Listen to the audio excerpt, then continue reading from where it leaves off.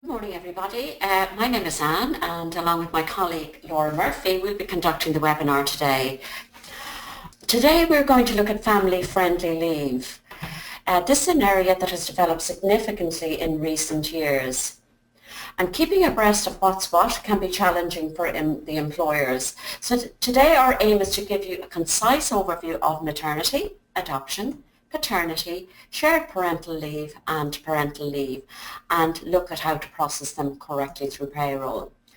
The webinar today is brought to you by BridePay in association with our sister product, it's Bride Contracts. And for those of you who are unfamiliar with Bride Contracts is a HR solution primarily focused at enabling employers to create and manage their employees' contracts of employment and employee policies and procedures. So you can feel free to type in any questions you may have as we go, and we'll get to look at them at the end of the presentation.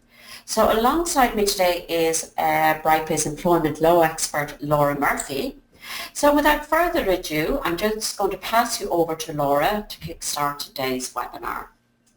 Perfect. Thank you very much, Anne, and hello, everybody. So before we get into the nuts and bolts, I suppose, of today's webinar, I just want to quickly look at some stats with you.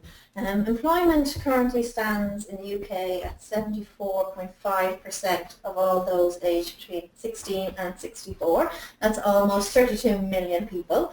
53% of those are made up of male workers and 47% are made up of female workers. So that's a lot of people, absolutely, and a lot of families working in many different types of organisations, big and small, right across the country. And with these figures in mind, I think it's fair to say that family-friendly leave, the type Anne's just mentioned, will definitely affect most employers in some form, in some stage. So hopefully today, should those situations present themselves to you, you'll have a little bit of an understanding as to how to deal with them. So to move on then, looking at maternity leave first. All pregnant employees have the right to take up to 52 weeks maternity leave, so regardless of their length of service. Maternity leave is made up of, it's broken down into two, if you like. So there's 26 weeks ordinary maternity leave, or OML, and 26 weeks additional maternity leave, AML. An important difference between OML and AML is the extent of the employee's right to return to work at the end of their maternity leave. At the end of OML, employees have the right to return to their old job exactly as prior to going on maternity leave. But at the end of AML, the right to return is slightly different. Employees have the right to return to their old job, but if this is not practical for the employer to offer the old job back, appropriate similar employment must be offered, but it must be offered on no less favourable terms with regard to hours or pay. There's actually an interesting case going through the courts at the moment on this with regard to Sports Direct, who I'm sure you're all too familiar with. I've been in the news a lot of late, and the practice that they were undertaking was that employees returning from maternity leave, they were moving them onto 0 hours contracts, which, as you say, was obviously a less attractive terms than before they left. So obviously that kind of is against the whole ethos of the legislation. So that's going through the tribunal at the moment. So we kind of wait and see the outcome of that. Just before we finish up here, of course, not all mothers will take the full 52 weeks. Often their finances or work commitments will determine how long they actually do take, and they can curtail it at any time. And of course now they also have the option to share some of their maternity leave with their partner through shared parental leave, and we'll talk a lot about that later on in the presentation. So just to move on to then, when can maternity leave be taken? There are a number of restrictions here. So the earliest that maternity leave can start is 11 weeks before the baby is due. Employees can work right up until the baby is due if they're able, I suppose. However, if a pregnant employee is out of work for a pregnancy-related illness in the month before the week her baby is due, maternity leave will automatically kick in. And actually a case or a question that we had on our own support lines here recently was that an employee was on annual leave. She decided to take some annual leave before her maternity leave started, and her baby came early. So what happened then with her annual leave? As soon as the baby is born, maternity leave automatically kicks in. So the annual leave, it finishes or is curtailed, and she keeps those days that she lost, I suppose. And then just in terms of returning to work, an employee is prohibited from working in the 2 weeks immediately following the birth of the child, and that's actually then increased to 4 weeks if she's working in a factory. So to move on then in terms of the notification process and what an employee needs to do in terms of telling her employer that she's expecting, she must tell you, the employer, at least 15 weeks before the baby is due, and she must tell you A, when the baby is due, and B, when she intends to start her maternity leave. Now she can obviously change this later down the line, but she must state a date at this stage. She must also provide a MAT-B1 form, which is medical proof of the pregnancy, but it is also a form which is used for the employee to claim her maternity pay, whether that be statutory maternity pay or maternity allowance, which Anna's going to talk about in a few minutes. The MAT-B1 form, it's not widely available. It is only given through the GP or the medical provider, and it's usually given to the employee around the 20-week mark of her pregnancy. So once an employer receives this notification from an employee, they have a 28-day window in which to reply to the employee, and they must reply to the employee confirming when her leave starts and also when the end date for maternity leave is. Now, it's fair to say that an employer may not know that essentially. When is she due to return? Will she come back early? Will she decide to take some shared parental leave? So the assumption what employers should do is assume that she will take the full 52 weeks, and then she can decide then at a later date when she actually will return. And just to kind of point out, I suppose, that if she does decide to bring that back or come back earlier, she needs to give 8 weeks notice in writing. So I'll pass it back to Anne, who is going to look at statutory maternity pay. Okay, so looking at statutory maternity pay, or SMP, it's paid up for up to 39 weeks of maternity leave, and it's paid in the following way.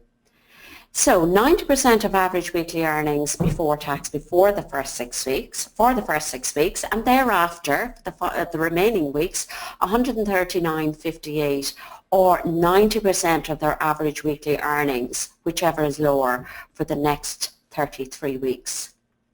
So statutory maternity pay is paid in the same way as wages, be it monthly, weekly, fortnightly, with tax and national insurance taken off as usual. SMP rates have historically been increased in April of each year. However, the last increase was in 2015, so they remained unchanged in 2016. So the recovery. So recovery of SMP. All employers are entitled to recover 92% of SMP that they pay.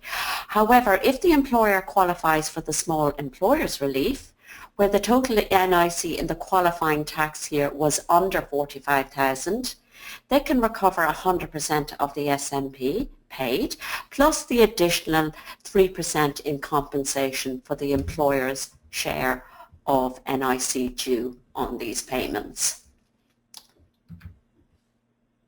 Okay, so to qualify, the employee must have an average earnings of at least equal to or lower than the limits for NIC, i.e. £112 a week for 16-17. They must give the correct notice within the correct time frame to the employer. They must provide proof of the pregnancy, i.e. on the MAT-B1 form, and they must have worked continuously, either full-time or part-time, for at least 26 weeks up to the qualifying week, so i.e. the 15th week before the expected week of childbirth. So if an employee is not eligible for SMP, as their employer must provide them with a form SMP1 within 7 days of coming to that decision. The form sets out the reasons why they are not eligible for SMP, and the form is available on gov.uk. If an employee is not entitled to SMP, they may, however, be entitled to maternity allowance, and the amount an employee may receive will depend on her eligibility. So Laura there. Perfect. Yeah, just coming in there, and obviously we're talking here about the statutory minimum amounts Employers are free to offer top-ups to statutory maternity pay. Some do, some don't. It's not compulsory. Some feel it's, it adds a competitive advantage, but we stuck to the statutory minimum here for today. Before we leave maternity, I just want to briefly go through a couple of additional points.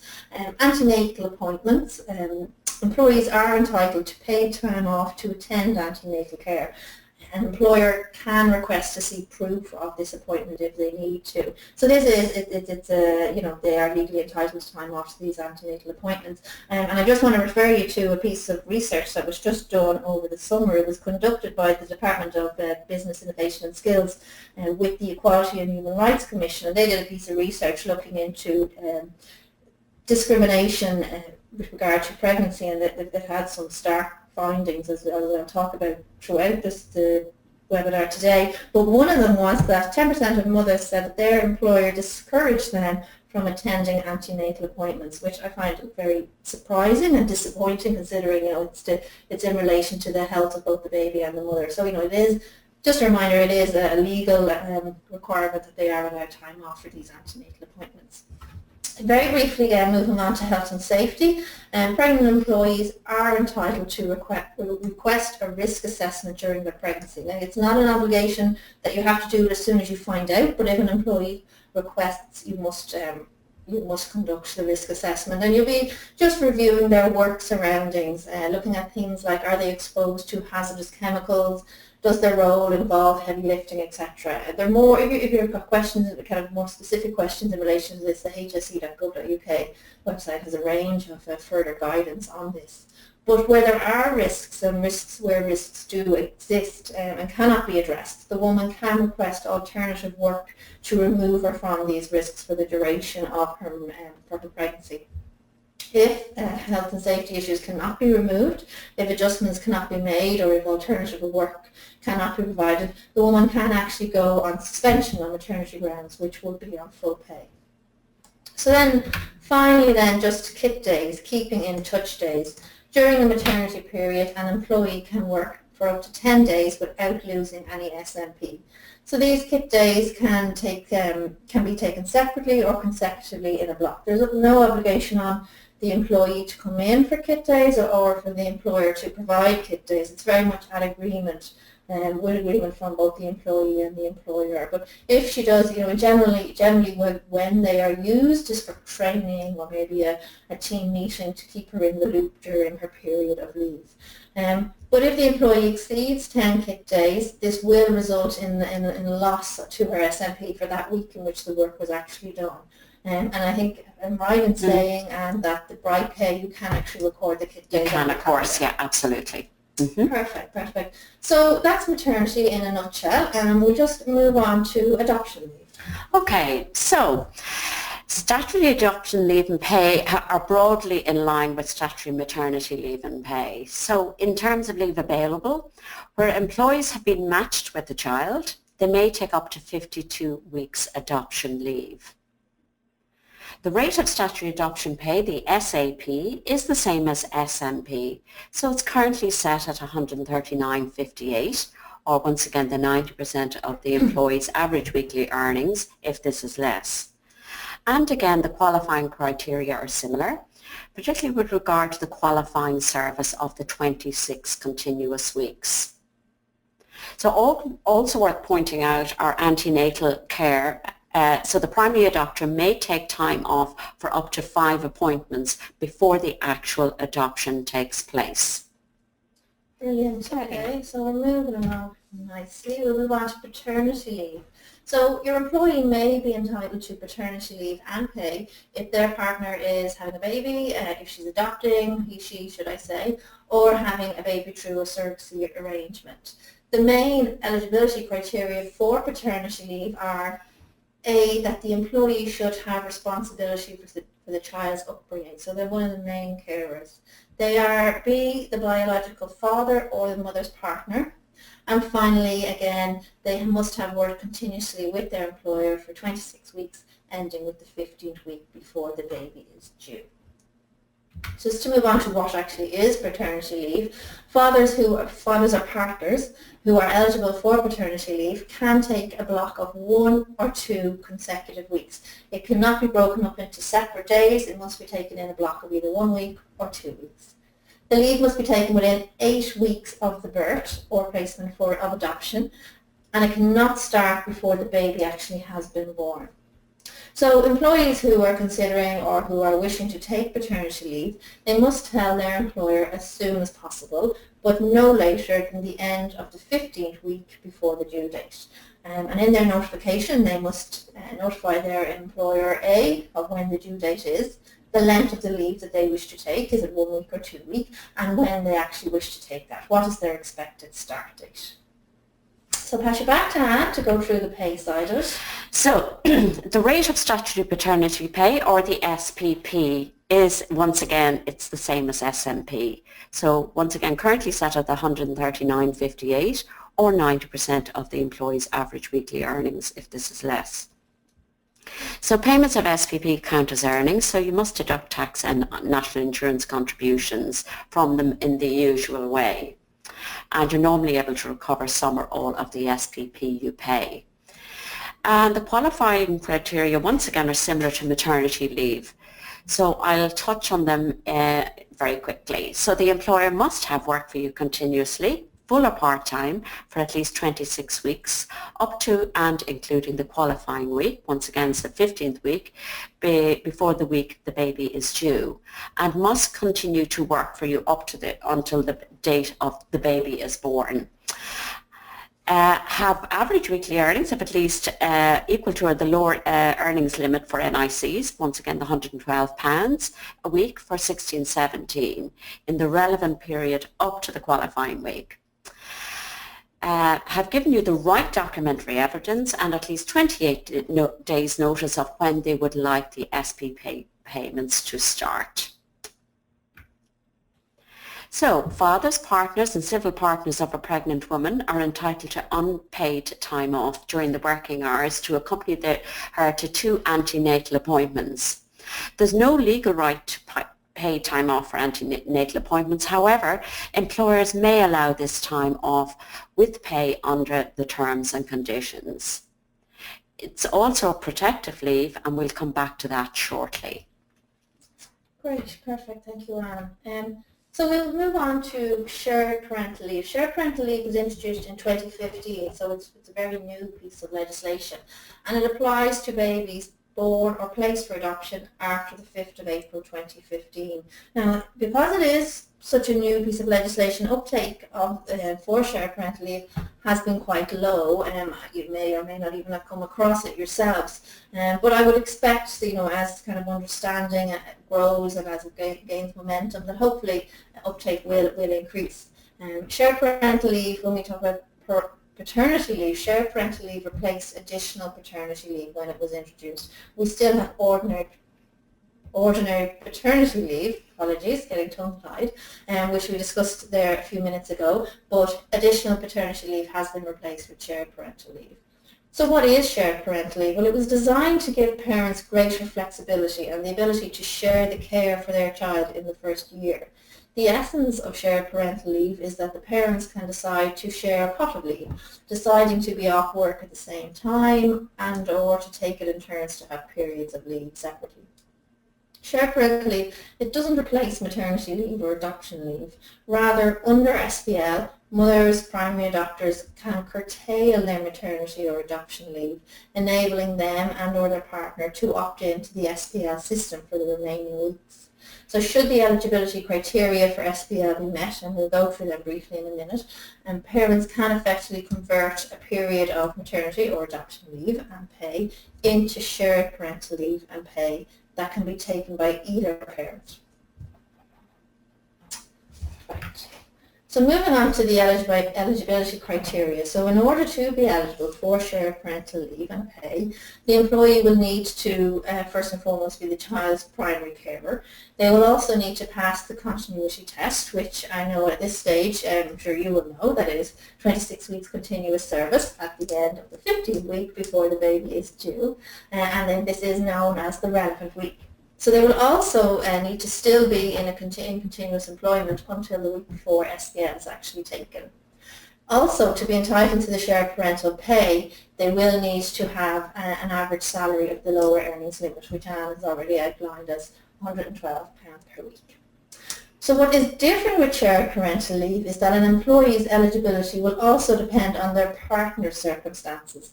So their partner will need to have at least 26 weeks employment in the 66 weeks prior to the relevant week. Now that can be employed or self-employed, it doesn't matter.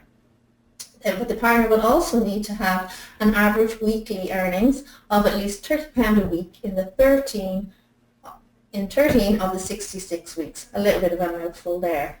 Now it could be the case that both partners qualify for SPL. So both partners, if you look at these top 3 points here, both partners will meet all these criteria, so they'll both be entitled to SPL. However, if one employee only meets the bottom criteria, which is these bottom two, they don't tick the boxes up here, but they do meet these two criteria.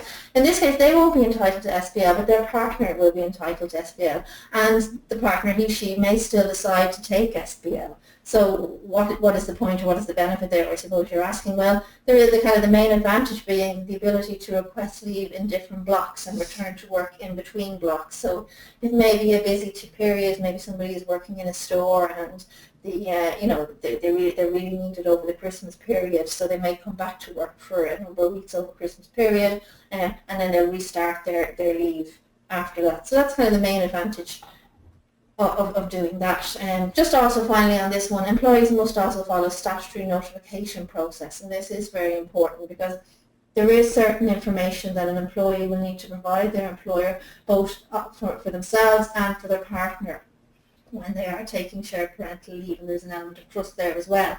But it's very important that they do provide this information to you, and there's certain guidelines on this now on our Body Contracts website. We do have some templates to guide you through that as well, if you're looking for it.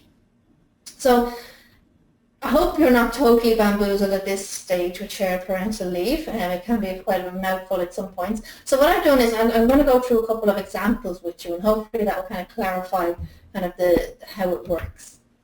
So the first example here is Sophie. Sophie and her partner, they're both eligible, so they both tick those top boxes for SPL and SHPP. Sophie decides that she's going to end her maternity leave after 12 weeks. So this leaves her and her partner with 40 weeks available for SPL, 52 minus 12, and 27 weeks available for SHPP, so for 39 minus 12 there. So Sophie's partner decides that he's going to take some leave first, and so he takes 8 weeks of shared parental leave with 8 weeks of the shared parental pay. Sophie then comes in and she takes the remaining 32 weeks of SPL, and 19 of which are paid. So I suppose just a key point from this example is that we can see that shared parental leave needs to be taken in week blocks. So again, can't be taken in random days, it has to be a week block. And I also want to point out as well that the leave must be taken in the first year of the child's life. So any untaken leave at that stage will be forfeited. To give you another example here of John. John's partner gives notice to reduce her maternity leave to 6 months. John books to take 6 weeks off in one continuous block following the birth of their child. Several months later, John books a further 3 weeks in a continuous block so that he can take the child to visit family. John saves his final notice to book leave should anything unexpected arise. So just a couple of points on this example. As you can see here, John takes SPL whilst his partner is still on her maternity leave, but he can do this because she has provided binding notice that she will in fact curtail her maternity leave after 6 months. So he can take SPL while she is on maternity leave. And also on this one, we can see that John saves his final notice. So John has 3 separate notices to book leave, and this is what the legislation allows. It allows employees to have 3 different notifications. Now, employers may decide to increase that, but that is obviously at their own discretion. And again, the notices must be submitted 8 weeks in advance. So employers will get 8 weeks in advance notice of someone's intention to take this leave, and obviously that's the intention of giving you time to plan and schedule your work and your workers during this period. So just a final example then. Jane has been on maternity leave for 5 months. She gave notice to enter maternity leave after 8 months so that her partner could take 1 month of SPL. So following that, Jane will take a further 3 months of SPL, but during this period, she'd like to reacquaint herself with her role and kind of get back in touch with going back to work, I suppose. So with her manager, she agrees to 1 split day a month, and it is agreed that she will receive full pay for any split days worked during this, in addition to her SHPP. So split day here is the new term, and really split days, when we talk about shared parental leave, is the equivalent of KIT days, keeping in touch days in maternity.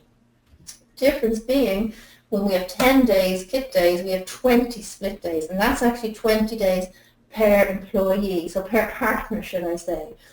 So in total it could be 40 days, but it's 20 split days that are available, and again the same kind of pay would work, that the employee will be paid during the split days.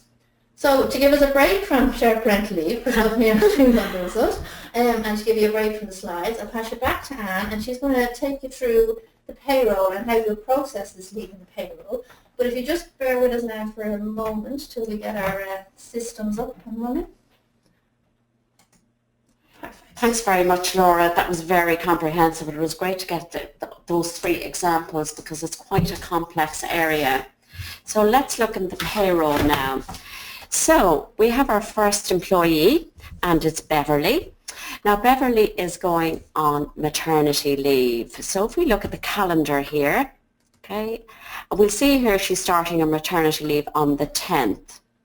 So in here we'll flow through here. So it's coming in, she's earning £500. So the 90% will flow through for the first 6 weeks, and thereafter it'll be the lower amount, the 139.58. So in this instance, I'm not paying Beverly while she's on maternity leave. Maybe I'll pay somebody else, but we look at just Beverly is not being paid. If we look at the next one now, we look at James Morrow, and James is going on paternity leave. He's going for 2 weeks, so the calendar has been highlighted here, and it's flowing through there for the 2 weeks.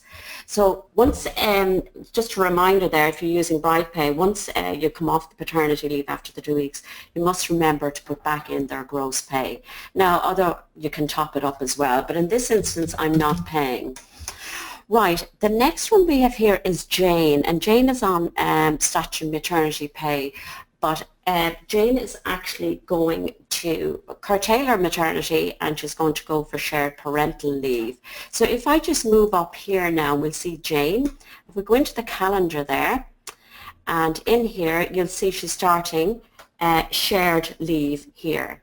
So she's actually coming back to work at this stage. So if we look here, we have shared parental leave. Here is our block of leave. Here's her partner's details, her partner John, etc. Sorry, and I can add in extra blocks there. Oh, absolutely. You can add up to 3 blocks of leave there if you wish. Yeah, absolutely. And the last one we have here is Kristen. And Kristen's on adoption leave. So literally the rules and regulations pertaining to adoption leave are exactly the same as the maternity. So in this instance, Kristen her gross pay is £500, and I'm going to reduce that down as well. Now in a lot of instances, the employer will actually top up any of the leave, especially, the paternity or maternity leave, especially in relation to when they come down to the lower income level, they may top it up. It depends on their contract of employment, but in a lot of cases they will top up that leave. Is that correct, Laura? Yeah, no, I'm not putting any pressure on anybody who may not. It's absolutely at your discretion, I suppose. But I suppose just when you're talking there, Anne, about topping up, it brings to mind a case, and actually a brand new case, hot off the press in relation, and it's the first employment tribunal result or ruling with regard to shared parental leave, and it was only last week in relation to Network Rail. So the situation was Network Rail had 2 employees who were on shared parental leave. Okay.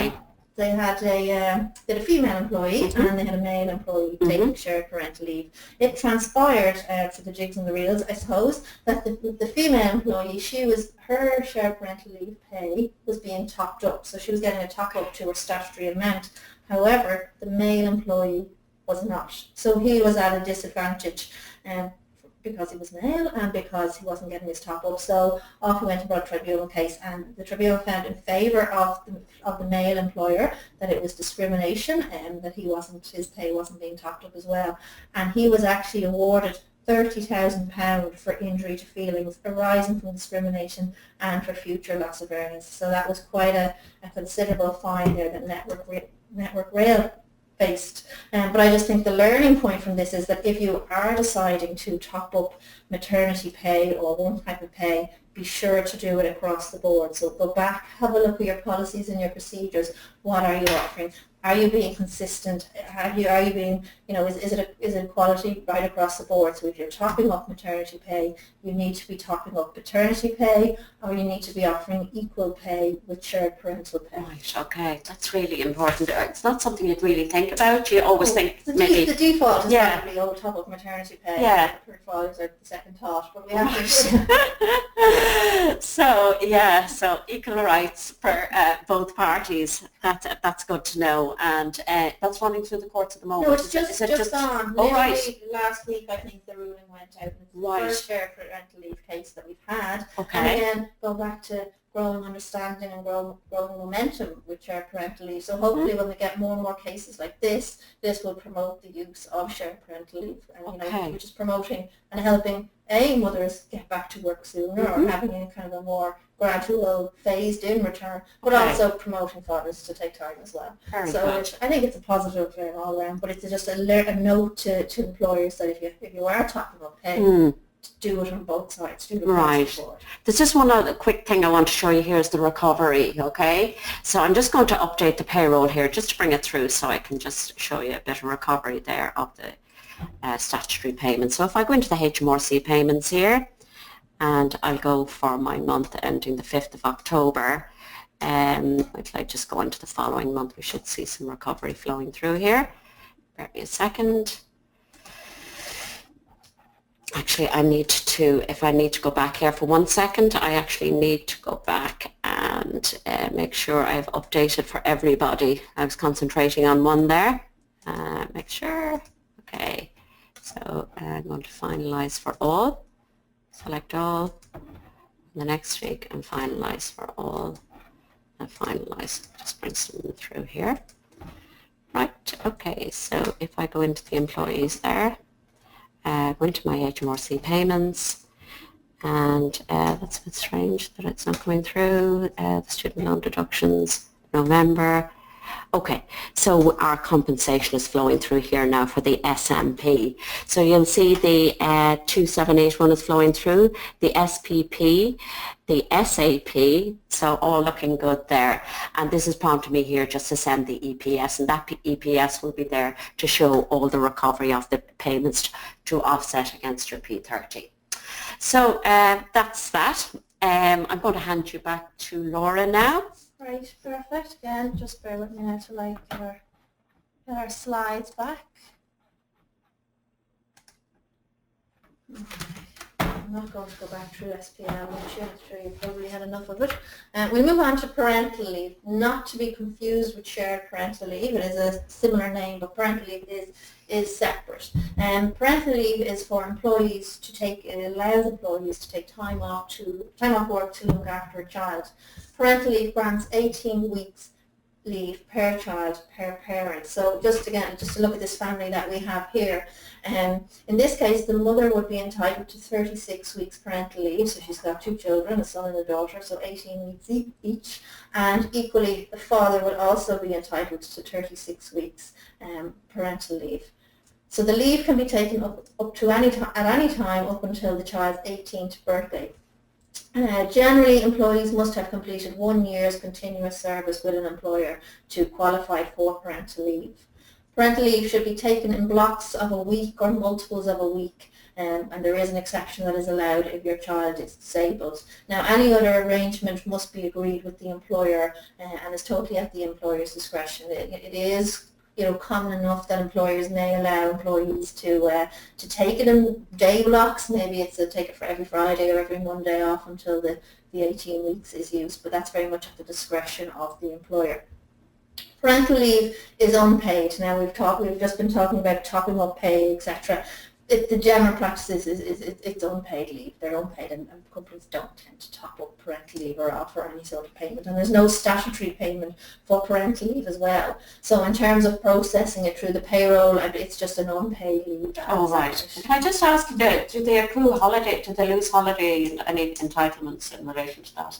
Yeah, parental leave they will they will. Parental leave is a protective leave. Oh, right, okay. So we'll touch on that now in a moment. Sorry. So they'll remain that their holiday. That's brilliant. Thanks. Yeah. So actually that brings us on nicely to our next slide, which is the whole side of protective leave. So maternity, adoption, shared parental leave and paternity leave are all forms of protective leave. So as such, all employment rights are protected while on these forms of leave. And primary to this is discrimination, and we've just heard our discrimination case with Network Rail. So employees should not be treated any less favourably because of their pregnancy or because of taking any of the aforementioned leave types. So if you are unlucky enough to have a discrimination claim brought against you as an employer, there's no limit on the actual compensation that can be awarded. So that, the sky's the limit in terms of the monetary compensation that a tribunal could charge you with. So it could be, you could face a hefty fine. And this all sounds quite wordy, but please, I can't emphasize the importance of this side of it at all. And if I was to go back to the report that I was telling you about earlier, that was conducted earlier this summer, in relation to those findings, what is really shocking and surprising is that every year in the UK, 54,000 mothers do not return to work following their maternity leave. And this is a major increase from 10 years ago. So to consider that in this day and age we're actually regressing as opposed to progressing, again, is very shocking. And the reasons why they're not returning to work is because they were dismissed, because they were made redundant, and because they were treated so poorly that they felt that they had no other option but to leave their job. So, it's all well and good for me to say to you that it's a protective characteristic and, to treat people fairly, but I think that the statistics behind that back it up, which is quite shocking, I suppose. But also then, in addition to the discrimination that we're talking about here, all other terms and conditions of employment will remain in place during protective leave. So Anna's just asking there about annual leave. That remains in place during protective leave as well. So there is an exception with remuneration, as we've seen through Anne's demos with both bride pay. So remuneration, and that would include your wages, any sick pay, and childcare vouchers, which was again, that came out as a result of a recent tribunal case as well. So if childcare vouchers are being provided under a salary sacrifice agreement, that the salary sacrifice is in exchange for salary, or the vouchers are in exchange for salary. So they would not apply during maternity as well. So they're classed. That's interesting. They're classed under remuneration. So that's very recent case as well. Okay. But what is included, so what must remain, would be pay rises. So let's say you have an employee on maternity leave, and every July you kind of have a consideration for pay rises, and you award pay rises across the board to employees. You must also award a pay rise to that employee if you're awarding them across the board. Now, in effect, that pay rise may not apply because she may just be receiving statutory maternity pay, but you must recalculate it. Chances are, if she's just receiving statutory maternity pay, it won't apply to her immediately, but it will kick in then as soon as she comes back to work. Holidays, they'll continue to accrue, so if she's on maternity leave, they'll accrue, and a lot of companies will say to an employee that, you can't take your annual leave, you can't carry it over. And there is an exception for people on this kind of leave that generally they are allowed to carry over the maternity leave. Bank holidays also accrue. And another one is actually the unfair dismissal rights. You may be familiar with, 2 years before somebody accrues unfair dismissal rights. They don't generally apply for protected leave, and again, just as one more case, there was a administrator, and she was receiving NHS fertility treatment, but she fell pregnant, so it was a surprise. It wasn't through the fertility treatment, but she had just started employment, or relatively recently she had started with a new company, but she had passed her probation. She went to her first hospital scan, and on return to work from that, she was called into a meeting and dismissed because of performance reasons. Now, she brought a case, and it was fairly clear that the dismissal was not because of performance, because she had passed her probation and everything was going so smoothly, and then all of a sudden she goes for a scan and is dismissed. The employer felt that they were confident in doing this because she didn't have 2 years service. She hadn't accrued that unfair dismissal right. But this is not actually true, because unfortunately for them, pregnancy-related dismissal is an exception to this rule, and the unfair dismissals will apply for these forms of protective leave. And actually she was awarded also £30,000. So again, costly award if you're a small employer. It's just something to be aware of. So these cases they're going through all the time. Wow. And there's a few things there I didn't know about now. That one in particular there, yeah, you see, it be so careful. So careful, absolutely. Yeah. So we move on then, just on our final slide actually before we finish up. Just a general guide for employers. What should you have in place? You really should have clear policies and procedures in place in relation to all of the aforementioned leave. Line managers also, their role is really important in all of this. They should really fully understand their responsibilities and how they deliver and how they roll out the organisation's policies. And your staff handbook should clearly explain the company's stats. Having clear policies in place, not just in relation to what we're talking about today, but really right across the board. It really will ensure that you that when you're faced with a situation, as we've discussed today, that you will be prepared and that you'll have a point of reference to guide you on what needs to be done.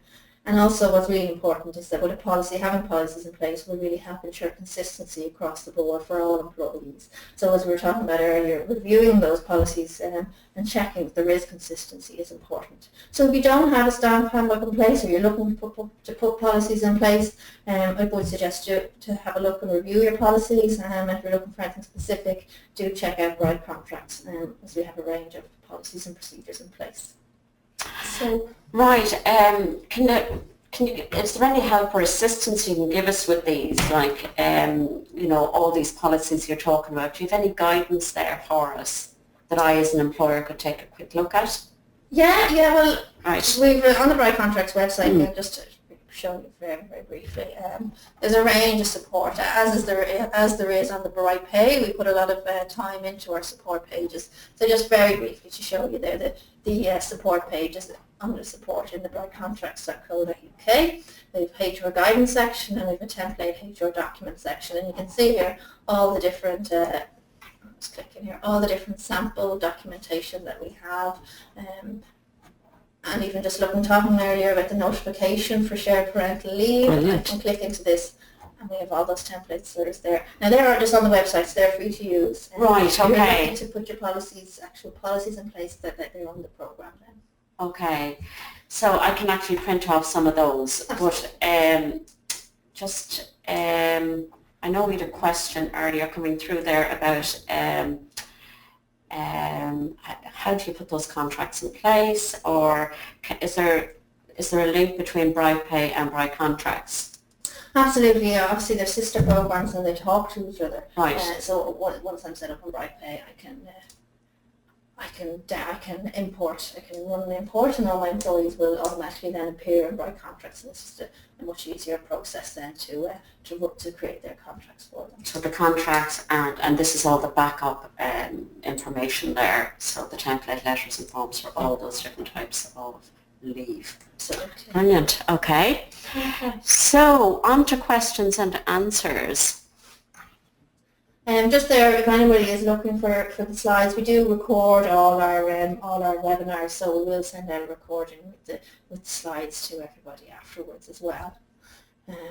So I think we have a few questions coming in there, so we just kind of conscious of time as well. We'll probably come back to a few of them by email.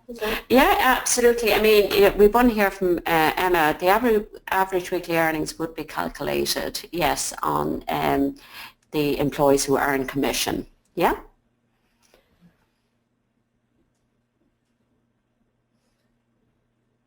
Any more questions?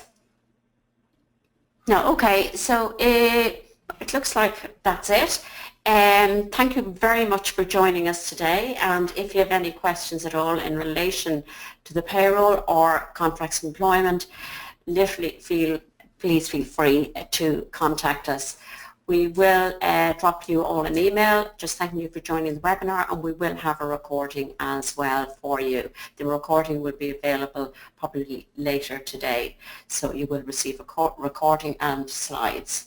Yeah, so thank you once again from behalf of myself and Laura. Thank you for joining us today, and we'll be in touch with recordings and slides. Thank you. Bye-bye.